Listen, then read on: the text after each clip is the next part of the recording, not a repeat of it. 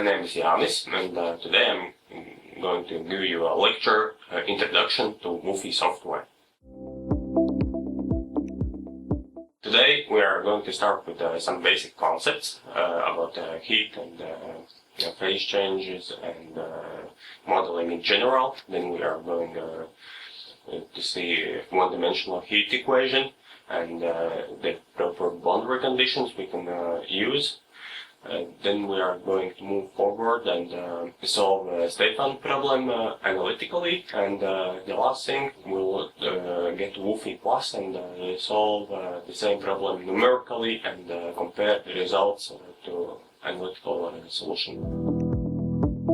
After you will finish this lecture, you will understand one-dimensional heat equation and the boundary conditions that are allowed and are used mainly.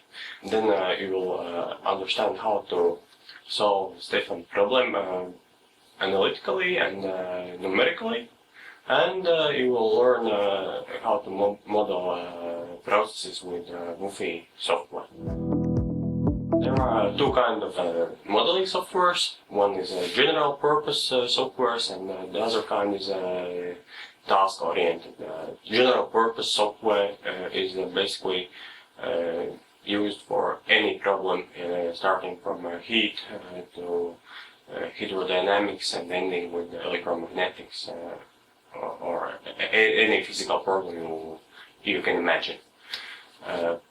For this, you must really know something about equations and boundary conditions and how to define them. The learning curve is quite steep, so we are not going to use them. Instead, we are going to use a task-oriented software that is WUFI plus. You can see the moving picture out there.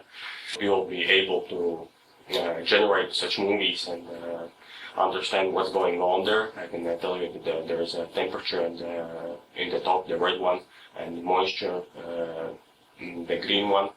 They are changing in time. In the construction, you can actually see how it changes. Okay, the WUFI is quite easy to use because, well, it's like plug and play. You just install it and start using.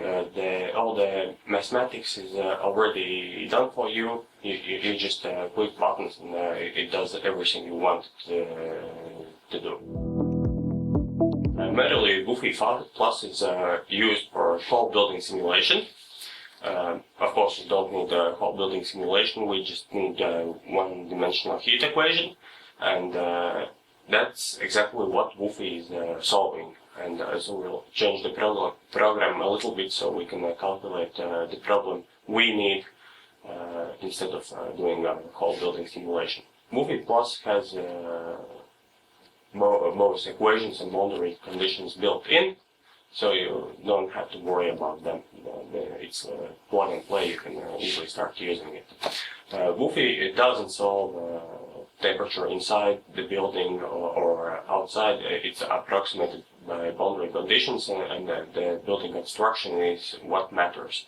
If we simplify it to be only just a phase change material or something else we want to calculate, then we actually can forget about that. It's about the building constructions. It's basically about materials that are there and which we want to model. And also it's quite easy to define phase change materials there. You'll see that it's just setting up a simple function and you are ready to go. Next up is material modeling basics. As you can see, there are few materials on the slide. There is brick, wood, and the lower two are phase change materials whose temperature is melting temperature is somewhere in approximately the room temperature, so they stabilize the temperature in room when during the day-night cycle. All the materials have their properties like heat conductivity lambda. They have heat capacity and density. And for phase changes, there is one additional material, latent heat, or L, that is in joules per kilogram. All those properties we are going to use during modeling and to describe our materials. There is a huge difference between latent heat and sensible heat or heat capacity. They have different units. Heat capacity is joules per kilogram per Kelvin, and latent heat is joules per kilogram. So we can't compare them directly, but we will take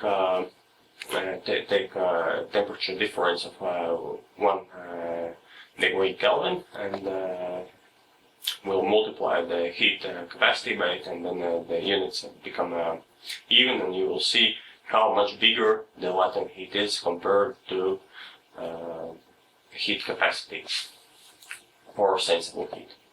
And for example, for water, the heat capacity is 4.2 kilojoules per kilogram per Kelvin, and latent heat is 200. The latent heat of solidification is 213 kilojoules per kilogram. And if we multiply heat capacity by that 1 degree Celsius, and if the phase change happens during that transition, then the sensible heat is only 4.2 kilojoules, but the latent heat during that temperature drift of 1 degree is 0.2 megajoules. So it's much more. That's about material modeling. We can move on to heat equation. As you can see, it's written over there, and it's partial differential equation, and WUFI will solve it for you, so we won't go very deep in finding a solution for it. There is a temperature, time involved, and you can see the thermal diffusivity alpha. There's all those 3 properties I already told about. There is thermal conductivity, heat capacity, and density that describe the material. And Q is heat source that we will also use. The one thing that's not written here is latent heat, but later on I'll show how it's implemented in WUFI, that you actually can solve for latent heat. The equation written previously was for 3 dimensions, but we need only 1 dimension, so we just cross out the dimensions we don't need and leave only 1 spatial dimension, time, and the source. But that's not all. We have our equation, but we also need boundary conditions to solve it. And these we are going to see when we look how WUFI plus works.